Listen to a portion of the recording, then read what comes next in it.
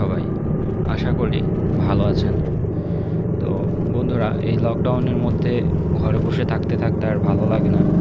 তো এই কারণে আর কি ঘর থেকে বের হওয়া। অনেকদিন ধরে একটি ভিডিও বানাবো ভাবছি, কিন্তু এই লকডাউনের কারণে বাইরে বের হচ্ছি না। কারণ আপনারা তো জানেনই যে করোনা ভাইরাস মহামারী আকার ধারণ করেছে। তো এই কারণে ঘর থেকে খুব একটা বের হওয়া হয় না। খুব বেশি হলে বাড়ি থেকে বাজার, এইটুকুই। তো অনেকদিন পর আপনাদের জন্য আবার আরেকটি ব্লগ তৈরি করছি। তো এই আজকের এই ব্লগটি হচ্ছে অনেক সুন্দর একটি জায়গা। আপনারা হয়তো বা অনেকেই দেখে থাকবেন, যারা দক্ষিণ টাঙ্গাইলে আছেন তারা অবশ্যই সবাই দেখেছেন আমার মনে হয়। এমনকি এই যে জায়গাটিতে যায়নি, জায়গাটি অসম্ভব পরিমাণে সুন্দর। তো আপনারা যারা এখনও আসেননি তারা অবশ্যই এসে ঘুরে যাবেন এবং দেখে যাবেন জায়গাটি কত সুন্দর। জায়গাটিতে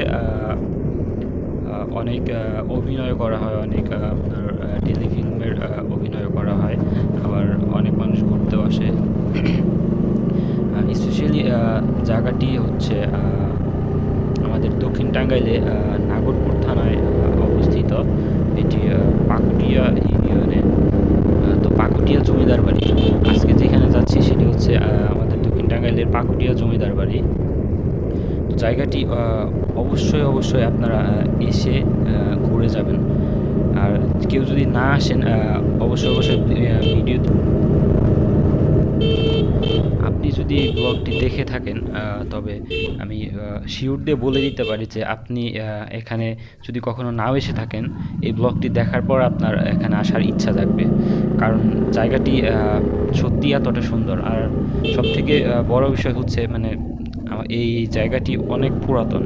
এটি আপনার প্রতিষ্ঠিত হয়েছে বাংলায় 1322 সন 2 বৈশাখ, এবং ইংরেজিতে হচ্ছে আপনার 1915 সন। তার মানে এখন চলতেছে 2020 সন। 1915 সন তার মানে হচ্ছে 105 বছর কিন্তু অলরেডি চলে গেছে। 105 বছর এটি বয়স চলতেছে। আর এই জায়গাটি হলো পাকুটিয়া জমিদার বাড়ি। এই পাকুটিয়া জমিদার বাড়ির জমিদার ছিলেন শ্রীযুক্ত বাবু যোগেন্দ্র মোহন মণ্ডল। তো ওনার কৃতিত্বে আসলে এত সুন্দর একটি জমিদার বাড়ি তৈরি করা হয়েছিল। উনি হয়তো বা করেছিলেন এটি। এখন ওনারা নেই। যুদ্ধের সময় আপনারা জানেন যে বাংলাদেশ থেকে অনেক জমিদার ইন্ডিয়াতে চলে গেছে পাক হানাদার বাহিনীদের প্রবলেমের কারণে। তো এখন ওখানে ওরকমভাবে কেউ বসবাস করে না। ওখানে 2-1টা সমাজ কল্যাণ সংস্থা আছে, এবং আরেকটি বিল্ডিংয়ে ওখানে স্থানীয়রা সবাই মিলে কলেজ তৈরি করেছে, পাকুটিয়া BCRC ডিগ্রি কলেজ। তো আপনারা অবশ্যই ভিডিওটি দেখবেন, এবং ভিডিওটি ভালো লাগলে অবশ্যই চ্যানেলটি সাবস্ক্রাইব করবেন এবং লাইক করবেন, কমেন্ট করবেন, শেয়ার করবেন। তো বন্ধুরা, চলুন আজকের ব্লগটি দেখা যাক। আর হ্যাঁ, আজকের এই ব্লগটি আমি 2টি ভাগে ভাগ করেছি। কারণ হচ্ছে ভিডিওটি যদি আমি একটি ভাগে বানাই তাহলে দেখা যাবে যে ভিডিওটি অনেক লম্বা হয়ে যাচ্ছে। প্রায় 20 মিনিটের মতো ব্লগটি চলে আসছে। এই কারণে আমি কেটে আপনাদের জন্য 2টি পার্টে বিভক্ত করছি, যেন আপনাদের দেখতে সুবিধা হয়। এই ভিডিওটি আমি প্রথম পার্ট হিসেবে বেছে নিচ্ছি, এবং দ্বিতীয় পার্ট হিসেবে সেটুকু হচ্ছে আমি আপনাদের ফুল রাজবাড়িটা ঘুরে দেখাবো, এবং রাজবাড়ির যে ডিজাইনগুলো আছে, তারপর আপনার হচ্ছে পুরনো ঐতিহ্যগুলো, রাজবাড়ির যে অরিজিনালি ভিউটা। স্পেশালি আপনি এখানে আসলে যে মজাটা পাবেন সেটি হচ্ছে, আপনি যখন এখানে আসবেন সামনে থেকে যে ফ্রন্ট ভিউটা, রাজবাড়ির সামনে যে অনেক বড় একটি মাঠ, এবং মাঠের মাঝখান থেকে আপনি যদি ফ্রন্টটা দেখেন, ভিউটা দেখেন, এত ভালো লাগবে, এত মুগ্ধতা আসবে। আপনি যদি এখানে না আসেন আপনি কল্পনা করতে পারবেন না এত সুন্দর এখানে।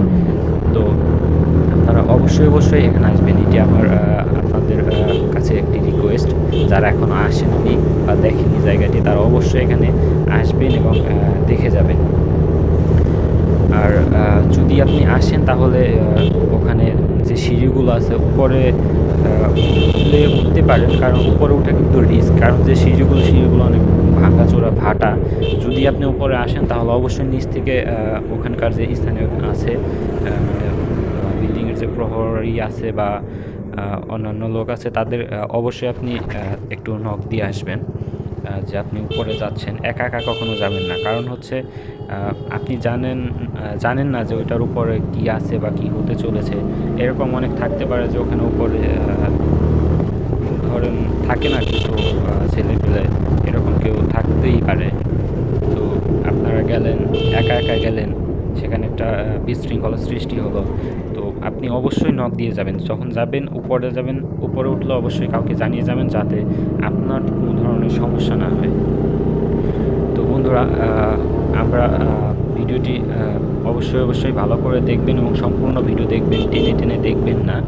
তো আমরা প্রায় চলে এসেছি। তো সাথে থাকুন এবং দেখতে থাকুন আমাদের আজকের এই ব্লগটি।